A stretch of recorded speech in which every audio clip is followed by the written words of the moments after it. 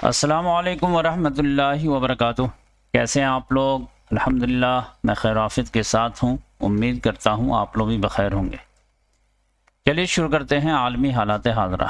2-4 रोज़ से अपनी बात नहीं हो पाई। उसकी वजह क्या थी मैं पहले ही बता देता हूँ कि देखिए, मैं 2 प्रोग्राम में जो है मशगूल था। एक मैं तजुर्बा किया था ऑनलाइन तकरीरी मुकाबला का, और उसमें मैं अपने बच्चों को भी शामिल किया था। 4 बच्चों की तकरीर मैं तैयार कराया था। तो उसमें 1 दिन लग गया मैं अपने बच्चों को तकरीर बनाने, संवारने, सजाने में, शूट वगैरह करने में। और दूसरा जो है जितने पार्टिसिपेंट थे, नाम तो लिखा थे 44, लेकिन शामिल हुए 38 बच्चे। तो उनकी तकरीर को जो है वीडियो की शक्ल में जमा करना, अपने पास मंगाना, फिर 5 जजों के पास भेजना, फिर उनको जो है हिदायत वगैरह देना। तो 1 दिन उसमें चला गया। 2 रोज़, तीसरा दिन जो है कलवा में मेरा 11 साल से जो है सालाना प्रोग्राम होता है, और उसमें मैं ज़रूर शामिल होता हूँ क्योंकि मेरे दोस्त लोग जो है अरेंज करते हैं।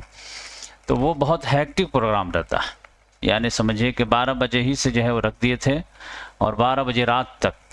तो मैं ऐसे ही शुगर पेशेंट हूँ, लेकिन फिर भी जो है मुस्तैदी के साथ बैठना पड़ता है, जजिंग करना पड़ता है, क्विज़ कंपटीशन अटेंड करना पड़ता है। तो वो बहुत ही मतलब हो जाता है तो एक साय ऑफ रिलीफ होता है। तो वो अल्हम्दुलिल्लाह हो गया। फिर उसके बाद मैं जो है थक गया था बहुत, 3 दिन लगातार। तो कल मैं जो है आराम किया और आज मैं जो है आपके सामने ये हाज़िर हुआ हूँ। और गांव में भी थोड़ा सा वक्त दे रहा हूँ ज़हनी लिहाज से, क्योंकि वहाँ पे मैं एक इदारा बना रहा हूँ और इंशाअल्लाह उसमें बेहतरीन तजुर्बा करूँगा। तो चलिए अल्लाह ताला का नाम लेकर के शुरू करते हैं। तो मैं जितना भी रिकैप कर पाया हूँ, तो आज तो समझिए कि एक स्टार्टिंग वीडियो हो जाएगी ताकि गाड़ी लाइन पे आ जाए, और असल तो कल से जो है इंशाल्लाह मैं आपको बताऊंगा क्योंकि आज मेरा ज़्यादातर टाइम जो है कल ही से बांग्लादेश के इलेक्शन समझने में चला गया। अब देखिए, पड़ोसी तो पाकिस्तान भी है, पड़ोसी बांग्लादेश भी है, लेकिन वो पाकिस्तान की सियासत को जितना समझते हैं उतना बांग्लादेश के बारे में नहीं समझते हैं। तो बांग्लादेश को समझने में थोड़ा सा जो है दिक्कत भी महसूस हुई, और चूँकि उनका लैंग्वेज बंगाली है तो बात समझ में नहीं आती है, तो उसकी वजह से भी दिलचस्पी कम हो जाती है। पाकिस्तान में चूँकि उर्दू लैंग्वेज है तो जितने भी मीडिया वाले कुछ भी बोलते हैं तो बात समझ में आती है, तो लिहाजा और समझना भी आसान हो जाता है। तो जो भी मैं समझ पाया हूँ वो आपसे शेयर करता हूँ, क्योंकि वहाँ एक बहुत ही मतलब सरप्राइजिंग न्यूज़ आ सकती है, ये बात समझ लीजिए। तो मैं भी मैं तो अभी इलेक्शन में इतना फेल हो गया हूँ कि मैं प्रिडिक्ट नहीं कर रहा हूँ, लेकिन अगर ये सरप्राइजिंग न्यूज़ मिल जाए कि जमात इस्लामी के प्राइम मिनिस्टर बनने जा रहे हैं तो आपको ताज्जुब नहीं होनी चाहिए। तो इस वजह से मेरी दिलचस्पी पैदा हो गई कि चलो इसको थोड़ा गौर देखते हैं। तो मैं कोई क्लेम नहीं कर रहा हूँ, चलिए इल्मी लिहाज से मैं भी जो है सफ़र किया हूँ तो आप लोगों को भी बता देता हूँ। तो यहाँ पे ये समझ जाइए कि 300 सीट के लिए इलेक्शन होना है, एक रेफरेंडम भी है होना है, लेकिन ये तो 3 समझिए, पहले तो 2 ही पार्टी थी, एक अवामी लीग शेख हसीना वाली और एक जो है BNP बांग्लादेश नेशनलिस्ट पार्टी। इन्हीं दोनों में मुकाबला रहता था, चाहे शेख हसीना आए या फिर खालिदा जिया आए, और ये समझिए कि 1991 वगैरह से इन्हीं दोनों का चल रहा था। लेकिन अभी क्या हुआ है कि 2024 में अगस्त के महीने में ये शेख हसीना को भगा दिया गया, और उसके बाद जो है डॉक्टर मोहम्मद यूनुस साहब जब आए तो फिर अवामी लीग को एज ए पार्टी इलेक्शन में हिस्सा लेने से ही मना कर दिया। अब ये देखिए हालात की सितम ज़रीफ़ी देखिए। अवामी लीग वाली जो है जमात इस्लामी को पाबंदी लगाती थी कि ये इलेक्शन में हिस्सा नहीं लेते, आज जो इन्हीं पे पाबंदी लग गई है। आइए कह रहे अनजस्ट हो रहा है। आज जब आप लगाए थे जमात इस्लामी पे तो अनजस्ट नहीं था, तो जब अपने पे पड़ती है तब से बात समझ में आती है। तो ये जो है मैदान से बाहर हो गया। अब यहाँ जहाँ तक रह गया ये BNP वाले मामला, तो खालिदा जिया का तो इंतकाल हो गया है। अब इनका बेटा था, 17 साल से वो जलावतनी की ज़िंदगी गुजार रहा था, वो आया है, डॉक्टर तारिकुर रहमान नाम है शायद। तो वो काफ़ी छाया हुआ है। तो तमाम सर्वे में उसी का आगे दिखाया जा रहा है, क्योंकि बीएनपी की जो पार्टी है वो उसका अपना कैडर है ही, इनको फ़ौज से भी अच्छा रिलेशन है। और फिर अवामी लीग के जो वोटर हैं वो जो जहाँ पे खला है तो इधर ही टूट टूट के जाने वाले हैं। तो इसके वजह से इनका ज़्यादा चांस है और हर सर्वे में इन्हीं का बताया जा रहा है, लेकिन वो मार्जिन जो है थोड़ा थोड़ा नैरो होता चला जा रहा। और आज जो है लास्ट है समझिए कि कंपेन करने का, और 12 तारीख को वोट है और 12 तारीख को ही रात में रिजल्ट आने शुरू हो जाएंगे। लेकिन इधर क्या है कि जमात इस्लामी जो है बहुत ज़्यादा नैरो हो गई है, यानी मार्जिन गैप में, कि एक तो जमात इस्लामी जो है बहुत ही डिसिप्लिन वाली पार्टी है। जैसे यहाँ समझिए कि आरएसएस है बहुत डिसिप्लिन वाली पार्टी, या फिर मिस्र वगैरह में इख्वान मुस्लिमीन वगैरह, तो वैसे ही जमात इस्लामी बांग्लादेश में है। पाकिस्तान की जमात इस्लामी उतनी मजबूत नहीं जितने बांग्लादेश की, ये बात समझ ली। तो एक तो ये है कि जमात इस्लामी बहुत डिसिप्लिन वाली पार्टी है। दूसरे उनके जो कैंडिडेट हैं वो बहुत मजबूत हैं, बहुत मजबूत, डॉक्टर तारिक से भी मजबूत, तारिकुर रहमान से भी मजबूत, डॉक्टर शफीकुर रहमान साहब बहुत मजबूत कैरेक्टर वाला आदमी। बस वो जमात के वजह शरिया और या ये सब जो है बदनाम कर रहा है, नहीं तो बहुत कैरेक्टर में कोई उनके आगे पीछे खड़ा होने के लायक नहीं। तो एक तो डिसिप्लिन पॉजिटिव में है, और एक जो है ये मामला है कि कैंडिडेट बहुत मजबूत है। और अलायंस इन्होंने बनाया है 10 पार्टियों का, उसमें से जो नौजवान लड़के जो यहाँ पर समझ इनकलाब लाए थे, तो उन्होंने भी आगे चल के पार्टी बना ली है एनसीपी। ये एनसीपी तो एक महाराष्ट्र है शरद पवार की पार्टी, नेशनल कांग्रेस पार्टी, लेकिन ये जो है एनसीपी जो है नेशनलिस्ट सिटीजन पार्टी। ये समझ जाइए कि क्या नाम है उस बच्चे का, तो इन लोगों ने बनाया है। तो ये लोग भी मिल करके एक अलायंस बना लिए हैं, और 10 पार्टियों का एक अलायंस है इनका। तब इनमें जो है नौजवानों को कैच करने का बहुत ज़्यादा जोश जज्बा, इनकी कुर्बानी भी है, शेख हसीना को हटाने में इन्हीं का ये है। लेकिन इनके पास जो है स्ट्रक्चर नहीं है, क्योंकि नई नई पार्टी है। लेकिन ये समझिए कि जमात इस्लामी के पास जो है इंफ्रास्ट्रक्चर बहुत मजबूत है, कैडर बहुत मजबूत है, ऑफिसेज वगैरह है, इनके पास जो है स्ट्रीट पावर है। तो ये दोनों के मिलने से बहुत ज़्यादा जो है मामला हो रहा। फिर तीसरी बात यह है कि इन लोगों पे दाग है कि इन अवामी लीग को भी लोग देख चुके हैं कि ये कैसे गवर्नमेंट चलाते हैं, ये लोग भी गवर्नमेंट चला चुके हैं, लेकिन ये जमात इस्लामी वाले जो है कभी चलाए नहीं हैं। तो लिहाजा लोगों को लग रहा कि एक मरतबा देख लिया जाए कि ये किस तरह चलाते हैं। और बांग्लादेश में सबसे बड़ा मुद्दा जो है करप्शन ही है, और करप्शन का दाग जो है बहुत कम है जमात इस्लामी पे। इन लोगों पे करप्शन तो भर भर के दाग है, पूरा जो है पुरता ही सियाह है एक लिहाज से। तो ये भी जो इनके फेवर में मामला जा रहा। और तीसरे नंबर पे इंडिया में जो एक्सट्रीमिस्ट गवर्नमेंट है, तो उसका भी असर उधर पड़ा कि अगर यहाँ पर रिलीजन के बेस पर अगर पार्टी जो है आगे बढ़ रही है, तो फिर हम लोग क्यों मजहब को नहीं तरजीह दे रहे। तो ये समझ जाइए कि इस लिहाज से आइडियोलॉजिकल जो वॉर चल रहा है, तो उसमें जो है जमात इस्लामी को फ़ायदा हो रहा है। और फिर जो है जमात इस्लामी को एक बड़ा फ़ायदा क्या है कि इन पर एक बहुत बड़ा इल्ज़ाम था कि इन लोगों ने बांग्लादेश बनने की मुखालफत की थी, और जब 1971 की जंग हुई थी तो इन लोगों ने पाकिस्तान का साथ दिया था। तो उसी वजह से इन लोगों को ब्लेम किया जाता है कि जबकि ये लोग उनकी समझ ये थी कि भाई मिलजुल के रहो, क्यों तोड़ ताड़ कर रहे हो, दो पाकिस्तान बना रहे हो। लेकिन जो देश का खुमार रहता है वो अलग रहता है। अब मामला क्या है कि इनका ताल्लुक पाकिस्तान से बहुत मजबूत हो रहा है, तो वो जो तलखी थी वो नौजवानों के जहनों में है ही नहीं। तो अगर यह है कि पाकिस्तान ही एक्सेप्टेबल है, तो पाकिस्तान की हिमायत करने वाली पार्टी क्यों नहीं एक्सेप्टेबल होगी।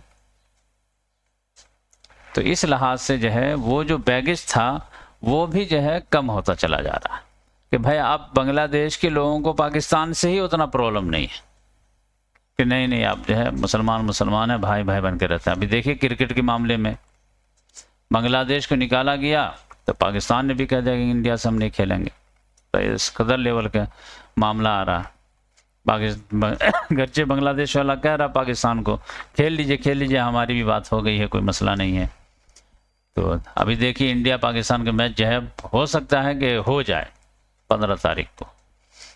तो ये सारी चीज़ें जो है मैं आपको बता रहा हूँ कि ये समझ जाइए कि 1% का डिफरेंस है अभी बीएनपी में और जमात इस्लामी में, और ये बहुत मजबूत लीडर है डॉक्टर शफीक। ये समझिए कि पिछले साल तकरीर वगैरह कर रहे थे, तकरीर के दरमियान बेहोश हो जा रहे थे गर्मी की वजह से, तो फिर उठ करके फिर तकरीर की, फिर बेहोश हो गए, फिर उठ करके तकरीर की। तो ऐसा मजबूत लीडर है, समझ जाए। तो अब अमेरिका किधर है वो अलग है, देखने की बात है। अब ये समझिए कि पूरा गेम होगा अवामी लीग का वोटर किधर जाता है इन बल्क। अब अवामी लोग जो है शरिया से चिढ़ करके अगर वो वोट करेंगे तो बीएनपी को करेंगे, तो उसके जीतने के चांसेस ज़्यादा हो जाएंगे। लेकिन अवामी लीग वाले सोचेंगे कि बीएनपी वगैरह आ गए और ये तारिकुर रहमान जो है पॉलिटिशियन है, पॉलिटिशियन बैकग्राउंड से है, अगर ये आ गया और 2-3 टर्म अगर देख लिया तब तो फिर हमारी हालत ख़राब हो जाएगी। तो बीएनपी को हटाना, बदनाम करना वो मुश्किल है। और अगर जमात इस्लामी जीत करके आती है तो इनके खिलाफ प्रोपेगेंडा करना आसान होगा, इनको हटाना आसान होगा। तो इस लिहाज से हो सकता है कि यहाँ के जो जीनियस लोग होंगे वो कहेंगे कि भाई इनको जिताओ, जमात इस्लामी को। अब फिर ये एक नया तजुर्बा लेकर के आएंगे, नई आइडियोलॉजी लेकर के आएंगे, तो इनको बदनाम करना आसान होगा और फिर इनसे सत्ता छीनना आसान होगा बनिस्बत इनसे। यानी ये अपनी सोच बता रहा हूँ, हो सकता है कि जमात इस्लामी बहुत अच्छा कर दे और जो है कई सालों तक रह जाए, लेकिन ये लोग समझते हैं कि ये लोग जो मजहबी लोग हैं ये लोग हुकूमत सही से चला ही नहीं पाएंगे, पर्दा वर्दा करेंगे और से नाराज़ हो जाएंगे। लेकिन वो क्या करेंगे वो तो आने के बाद बताएंगे। तो ये सारी चीज़ें मैं जो है स्टडी कर रहा था, तो ये मैं थोड़ा आप लोगों को एक आर्टिकल भी पढ़ रहा था तो आपको दिखाता हूँ, उसमें थोड़ा सा आपको नॉलेज भी मिलेगा। ये देखिए ये बांग्लादेश का जो हाल, तो ये तो मैं यही पढ़ करके पूरी सारी चीज़ बता दिया हूँ। बाकी एक चीज़ आपको दिखाता हूँ जो आपको अच्छा लगेगा। ये देखिए तारीख, बांग्लादेश लीडर सिंस इंडिपेंडेंस। तो इंडिपेंडेंस के बाद से जो है कौन कौन लीडर आए हैं, तो ये देखिए शेख मुजीबुर रहमान हैं, ये 1971 से 1975 तक है, फिर इनको घर ही में जो है ख़ानदान समेत मार दिया गया। फिर इसके बाद जो है ये आए, और ये देखिए ये कलर जो है ना, फ्रेम का कलर ये हरा है, तो इसका मतलब ये है कि डेमोक्रेटिक लीडर हैं ये। और ये लाल है ना, तो ये समझ जाइए कि मिलिट्री बैकग्राउंड से हैं ये।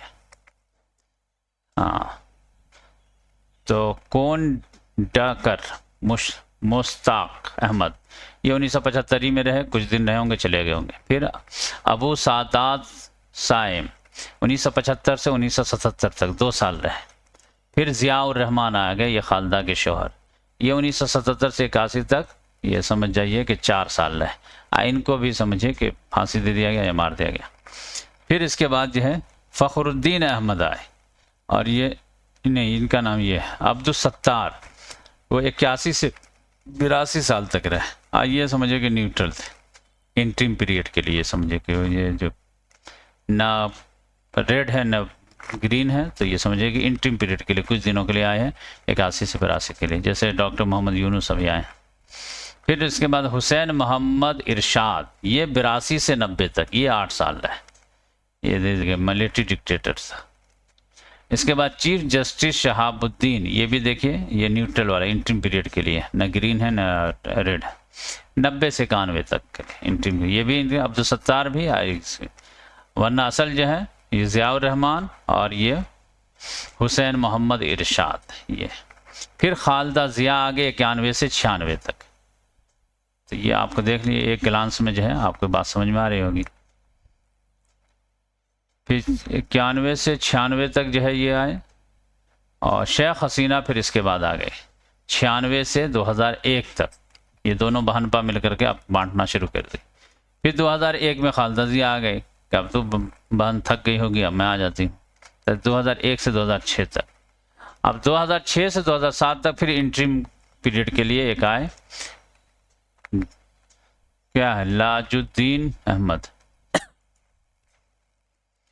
इसके बाद जब फ़खरुद्दीन अहमद आए 2007 से लेकर के 2009 तक, ये मिलिट्री वाले आ गए समझिए। इसको बेचारे को इंटरिम वाले को हटा दिए। और इसके बाद जो है फिर शेख हसीना आ गए 2009 से लेकर के 2014 तक, ये 24 तक, ये समझ जाइए कि 15 साल। एक टर्म यहाँ थे, ये समझिए कि 5 साल से 20 साल ये हुकूमत की। उसके बाद 24 में इसको हटा दिया गया। और मोहम्मद यूनुस, ये देखिए न रेड है न ग्रीन है, तो ये भी समझिए कि इंटरिम पीरियड के लिए। तो अभी देखिए कि मामला क्या होता है। अब जैसा लीडर आएगा तो फिर उसी हिसाब से समझ जाइए कि सब लोगों का दशा दिशा जो है तय होना शुरू होगा। तो कहने की बात यह है कि बांग्लादेश में जो जमात इस्लामी के अमीर हैं उनकी आवभगत शुरू हो गई है, बड़े बड़े लीडरान आ करके मिलना वगैरह शुरू कर दिए हैं। तो इसका मतलब यह है कि आहट उनको शुरू हो गई है कि अंडर करंट जो है कुछ और चल रहा है। अगर करप्शन मुद्दा है तो फिर जमात इस्लामी से बेहतर कोई पार्टी नहीं है, और जमात इस्लामी का कैंडिडेट से बेहतर कोई नहीं। तो ये देखिए कि मामला क्या होता है। तो मुझे तो ऐसा अगर दिल से पूछा जाए तो मुझे तो लग रहा है कि जमात इस्लामी वाले जीत सकते हैं। बाकी मैं कभी कोई वादा नहीं कर रहा, ना दावा कर रहा हूँ। बस अगर आप मुझसे इनफरादी लिहाज से मुलाकात कर रहे हैं और आप दिल से पूछे कि सर आपको क्या लग रहा है, तो मुझे लग रहा है कि कहीं जमात इस्लामी निकल ना जाए। लेकिन ये मेरे दिल की आवाज़ लग रही है, ये मेरी कोई स्टडी नहीं बता रही है, क्योंकि एक ही दिन में कितनी स्टडी कर लूँगा। कल तक और कुछ हो सकता है क्लियर हो जाए। गरचे अभी सर्वे में 1 पॉइंट पीछे चल रहे हैं। अच्छा, ईरान और अमेरिका का क्या हाल है? तो ऐसा लग रहा है कि डोनाल्ड ट्रंप जो है पीछे हट रहा, उसको बात समझ में नहीं आ रही है।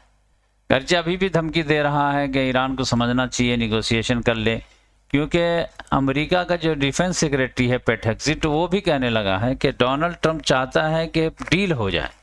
अब इजराइल नहीं चाहता है डील हो जाए, लेकिन वो कह रहा है कि ईरान को मालूम होना चाहिए कि हमारी कितनी ताकत है, कि हम जा करके वापस आ गया, ईरान को पता ही नहीं लगा, हम बमबारी कर दिए। और हमारे जाने के बाद वो उनको पता लगा कि हमारे यहाँ बमबारी हो गई है, तो कितनी ताकत है हमारे पास। लेकिन सब लोग कह रहे हैं कि देखिए आपके पास ताकत है, इसका कोई मतलब ये है कि किसी को इनकार नहीं है, और आप सुपर पावर हैं, इससे भी किसी को इनकार नहीं है।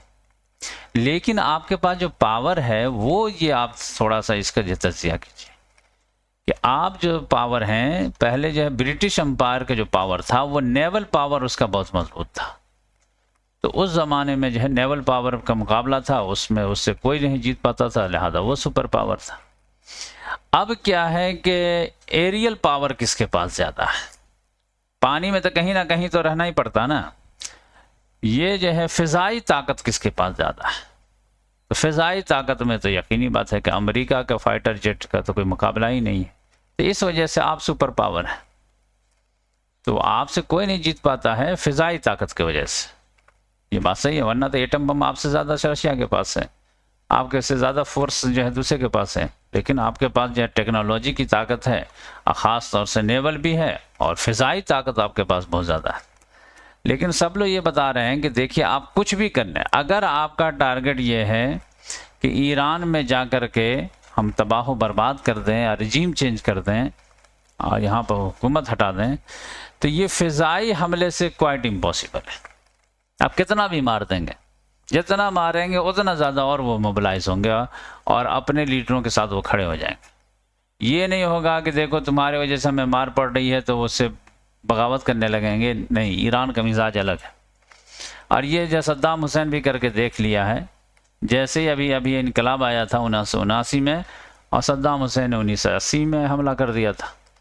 लेकिन वो नया इनकलाब आया था, फिर भी जो है वो 8 साल झेल के वो लोग कुर्बानी पे कुर्बानी देते रहे, जबकि इनकलाब लाए थे कुर्बानी देकर, फिर भी देते रहे। तो वो उन लोगों का अलग ही है। तो वो सब लोग समझा रहे हैं कि देखिए आप फ़िज़ाई हमला कितना भी कर दें, वो जो है आप रिजीम नहीं चेंज कर पाएंगे। रिजीम चेंज करने के लिए आपको अंदर जाना पड़ेगा, और अंदर जाने के लिए इसको इराक मत समझिएगा, न लीबिया समझिएगा। ये अलग मुल्क है, नेचुरली लिहाज से अल्लाह ताला ने इसको बहुत महफूज रखा, इसीलिए बड़ी बड़ी सल्तनत टकराएं, लेकिन इसको जल्दी जीत नहीं पाई। इस्लाम के अलावा कोई नहीं जीत पाया इसको। तो इस लिहाज से ये देखिए यहाँ पर जो है पहाड़ के बहुत, यहाँ पर जो भी पहाड़ है, यहाँ पर रेगिस्तान है, तो इस लिहाज से बहुत ही नेचुरल, बहुत ज़्यादा प्रोटेक्शन है। फिर कौम जो है लड़ने वाली है, फिर मुनज़्ज़म है, सब चीज़ें IRGC है, तो इतना आसान से नहीं। हाँ, मईशत के लिहाज से आप कमर तोड़ सकते हैं, लेकिन मुश्किल है। और उतने में आपके जो इलाके का इतना वो नुकसान कर देंगे कि उनका दबाव इतना आ जाएगा कि आपकी सुपर पावर ख़तरे में पड़ जाएगी। तो वो भी समझ रहा कि हाँ भाई, ये वेनेजुला तो है नहीं कि गया उठा के ले आए, तो सोच समझ के कदम उठा रहा। तो अब ये है, नाक का मसला बना हुआ है कि डोनाल्ड ट्रंप चाहता है कि भाई सांप भी मर जाए, लाठी भी नहीं टूटे। लेकिन ईरान भी मूड बना लिए, लगता है अली ख़ामनी साहब भी मूड बना लिए कि ज़िंदगी अब कितनी दिन बची है, एक मतलब लड़ ही लेते हैं। अब ईरान का भी बहुत ज़्यादा नुकसान होगा, लेकिन यह है कि अमेरिका का भी नुकसान होगा। तो देखिए क्या होता है। तो सेकंड राउंड की बात कहाँ पे होती है, कैसे होती है। इजराइल तो बिल्कुल ही नहीं चाह रहा है, वो अपना इतना फसाद फैला रहा है कि किसी तरह हमला हो जाए, लेकिन डोनाल्ड ट्रंप मानेगा तब ना। तो अभी तक तो समझिए कि धीरे धीरे जो है ये दूर होता जा रहा, लेकिन फिर भी जंग तो भड़कने के लिए कभी कभी गलतफहमी भी हो जाती है, कुछ एक मामला भी स्पार्क कर देता है। अगर इधर की बात की जाए फ़लस्तीन की, तो इजराइल ने बहुत ही ख़राब कानून पास किया। पहले ही से एक कानून है कि वेस्ट बैंक की ज़मीन को कोई भी इजरायली इंडिविजुअल ख़रीद नहीं सकता। इस कानून को ख़त्म कर दिया। तो इसके लिए आप फिर जो है वहाँ पर सेटलर वगैरह जो है वो अटैक करते रहते हैं फ़लस्तीनी घरों पे, इस पे उस पे। 4 लोगों की शहादत भी हो गई। लेकिन वो जो कानून में तब्दीली किया है उसकी वजह से पूरी दुनिया से जो है गूंज आ रही है, बरतानिया से, यहाँ तक कि डोनाल्ड ट्रंप भी कहा है कि ये गलत हो रहा, लेकिन वो लोग जो है अच्छा बच्चा बनने के लिए ऊपर से बोल देते गलत हो रहा, अंदर से थपथपाते रहता है जो चाहो करो। तो ये देखिए कि क्या होता है। तो सारे अरब ममालिक वगैरह भी मजम्मत किए हैं, तो वो तो शुरू से ही मजम्मत करते रहते हैं, कभी इंडिविजुअल करते हैं, कभी यूनाइट, मतलब सब साथ मिल के करते हैं। तो 8 ममालिक ने मिल करके मजम्मत किए हैं, लेकिन कर ही क्या पाएंगे। इधर मामला ये आ रहा है कि यूरोप जो है बहुत ज़्यादा जो है डिवाइड हो रहा है, और यूरोप के ऊपर ख़तरात मंडरा रहे हैं। और रिपोर्ट आ रही है कि रशिया मूड बना रहा है कि चलो कुछ न किया जाए तो यूके पे या जर्मनी पर अटैक कर दिया जाए, एटम बम से अटैक कर दिया जाए। अब ये लोग बहुत जो है कूद रहे हैं, तो ये प्लानिंग बन रही है बार बार कि ये लोग सुधरे नहीं है, 2 जंग किए, लेकिन बहुत ज़्यादा जो फड़फड़ा रहे हैं। जर्मनी वाले जो है first world war, second world war, और अभी फिर जो है यूक्रेन की जंग में भर भर के टैंक वगैरह भेजना शुरू कर दिए। तो अब इनको फिर एक मरतबा सबक सिखाना पड़ेगा। यानी ये मैं नहीं कह रहा हूँ, ये मेरे अल्फाज हैं, लेकिन ये रशियन के जो थिंकर वगैरह हैं वो उनका कहना ये है, एक मरतबा इसको फिर सबक सिखाओ। अब देखिए इन लोगों के पास जो है डिफेंस के नाम पे कुछ है ही नहीं। अमेरिका के भरोसे जो है सब चीज़ छोड़ छाड़ दिए थे, कुछ तैयारी वगैरह नहीं करते थे। और अभी अमेरिका जब जो है मतलब हाथ खींच लिया है, तो फिर वही मामला है कि जिन पे तकिया था वही पत्ते हवा देने लगे वाले मामला हो गया। तो इस लिहाज से जो है, और यूरोपियन यूनियन में भी डिवीज़न आ गया है।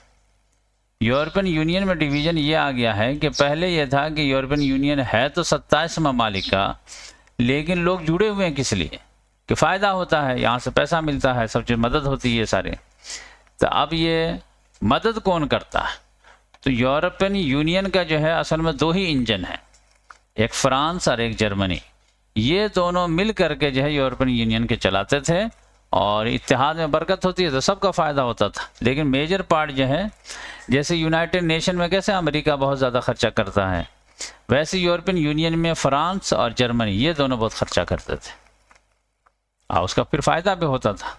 अभी क्या हो गया है कि जर्मनी और फ्रांस में भी थोड़ी सी जो है मनमुटाव है, वो अपने तरफ खींच रहे हैं, ये अपने तरफ खींच रहे हैं। इनको अपने नेशनलिज्म का मामला आ गया, इनको अपने नेशन का मामला आ गया। इनके जो है पूरे जो है तरक्की का दारोमदार एग्रीकल्चर वगैरह पे है, इनका जो पूरे इंडस्ट्री पे है।